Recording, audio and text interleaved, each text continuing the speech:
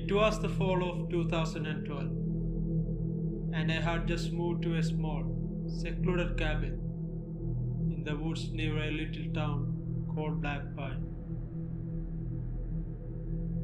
I needed a fresh start after some personal troubles, and this place seemed perfect for some peace and quiet.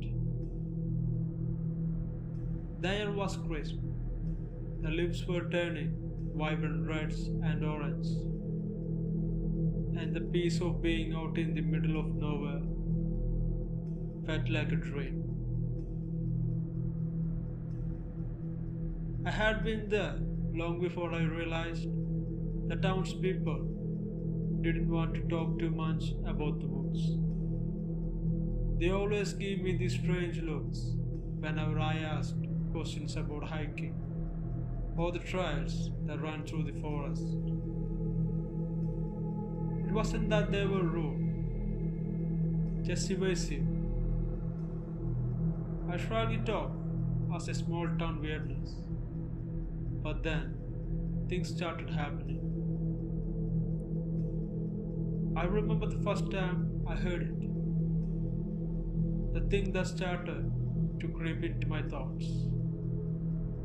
I was sitting on my porch on one evening, just watching the sun dip below the horizon, the sky turning from orange to a wonderful purple. I had just finished dinner and was nursing a cup of coffee when I heard it. It was a sound unlike anything I had ever heard before. It wasn't a complete howl, not quite there. It was this low, throaty growl, like something was trying to speak through its teeth. It echoed through the whole tree line, and for a second I thought it was this kind of animal, a bear, maybe even a mountain lion. But then it sounded wrong. The growl came again, but closer this time. My chest tightened, and my hand instinctively gripped the coffee cup more tighter. I listened carefully, but all I could hear now was the wind and the distant call of an owl. The howl, it was gone, just like that. Over the next few days, I kept hearing that sound. It wasn't there for every night, but often enough to make me uneasy. I tried to tell myself it was nothing but just some wild animals, maybe a big coyote. But deep down, I knew that it didn't sound right.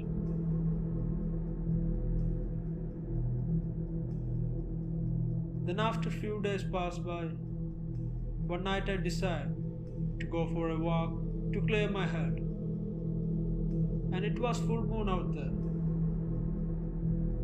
The night was alive with sound of insects and rustling leaves all around me.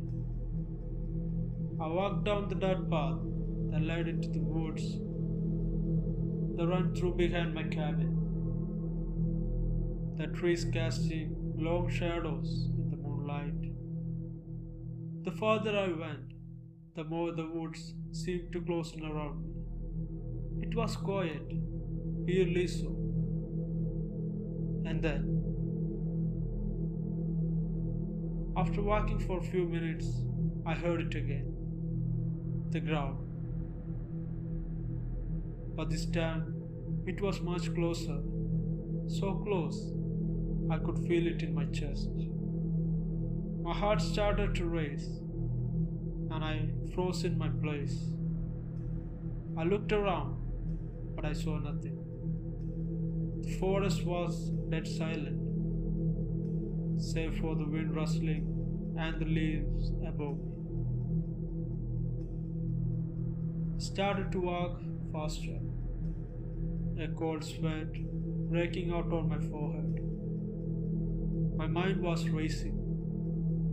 What if it was a bear? Or maybe, what if it was something more worse? I didn't know how far I had walked until I realized I was completely turned around. The path I had been following had just disappeared in front of me. Then panic started to set in. That's when I saw it. Out of the corner of my eye, something moved. It was just a flicker, but it was enough to make me stood up in my tracks. I turned my head slowly, trying to locate whatever it was. My breath caught me in my throat. Then I saw it. A shape, darker than the shadows of the trees around me, and it was moving among the trunks. At first, I thought it was a man, a tall, hunched over, with long arms, but there was something wrong with it. Its movements were too fluid, too fast, and its posture was all wrong. It wasn't a man at all. It was too big, and it was watching me. I stood there for what felt like an eternity, just staring at the thing that stood behind the tree lines. It was like my body couldn't move, couldn't react, because the fear had frozen me in place. Its eyes, if you could call them that, were glowing faintly, like a yellowed orbs that reflect the moonlight. They were locked on me, and it felt like they were seeing right through me, into some part of my soul. Then, without any warning, it moved. It darted between the trees faster than I could comprehend, disappearing into the darkness of the forest. I stumbled backward, my heart racing like never before. My legs shook as I turned and ran,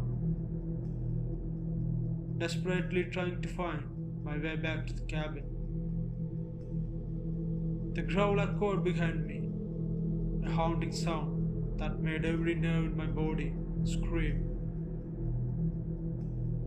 After running through the forest for so much time, I finally made it back to the cabin, slamming the door behind me. I leaned against it, trying to catch my breath, but my mind was reeling. What had I just seen? Was it even real?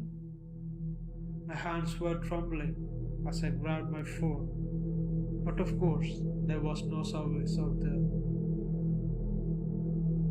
I didn't sleep that night. Every creak of the house, every snap of a branch outside had me on the edge. The growl haunted me, echoing in my mind. I kept thinking about the eyes that watched me through the trees, through the darkness, staring into my soul. I spent the night without any sleep. The next day, I went into the town and tried to get some answer.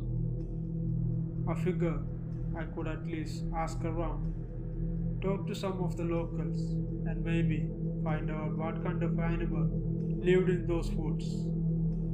I wasn't expecting anyone to be helpful, but I had to try. I started with the bartender at the local pub, a guy named Dave, who seemed like the type to know things like this.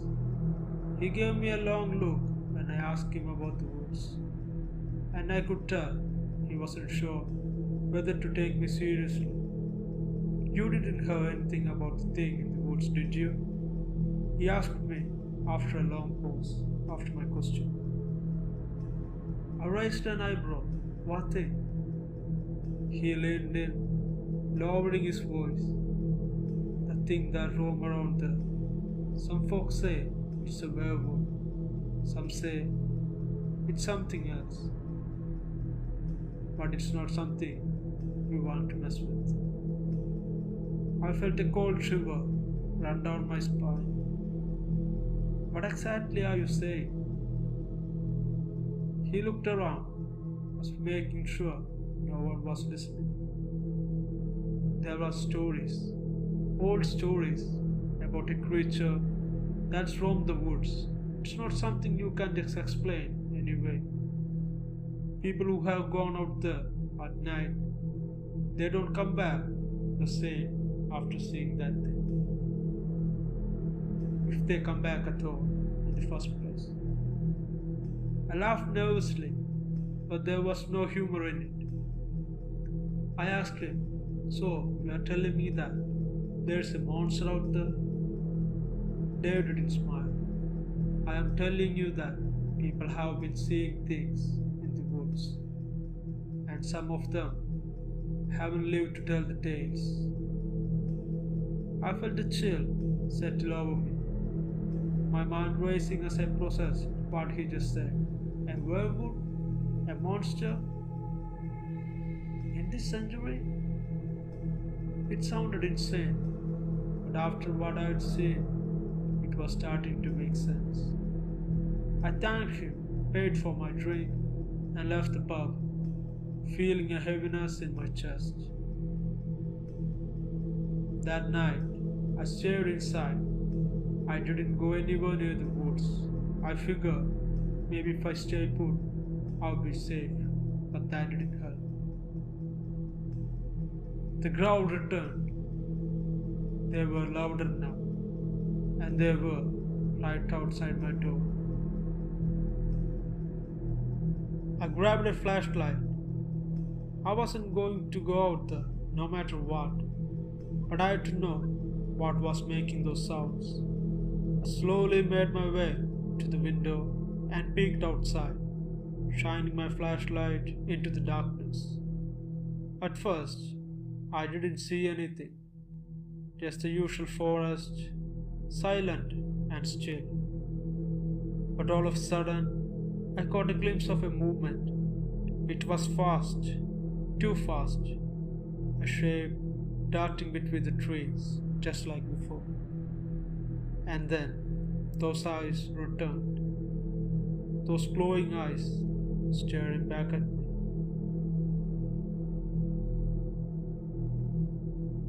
I gasped and stumbled back, knocking over a chair. The thing growled again, its voice low and guttural, sending waves of fear through my body.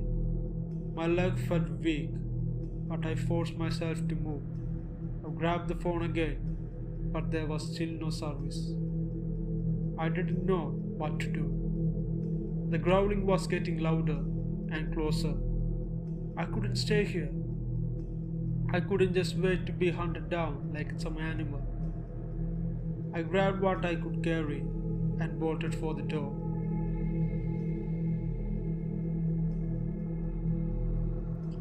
Running fast as I could down the dark road that led to the town. My breath was ragged, and I didn't dare to look back. I could hear the growls, the sound of something chasing me. I don't remember how long I ran, but when I finally made it to the edge of the town, I stopped. The growls had faded, and the only sound I hear was my own labored breathing. I turned around, but there was nothing behind me, nothing but an empty dirt road. But I knew it was still out there, whatever it was, and it was waiting for me. But I never went back to the cabin again. Hope you guys liked this video. If you did, please consider subscribing to this channel and enable the bell icon so you don't miss new uploads. And also check out other videos in this channel too. Like them and share them. And if you have any suggestions or any improvements I need to make in this channel, please post them in the comment section. Till next time, this is Malayali Wendigo. Bye.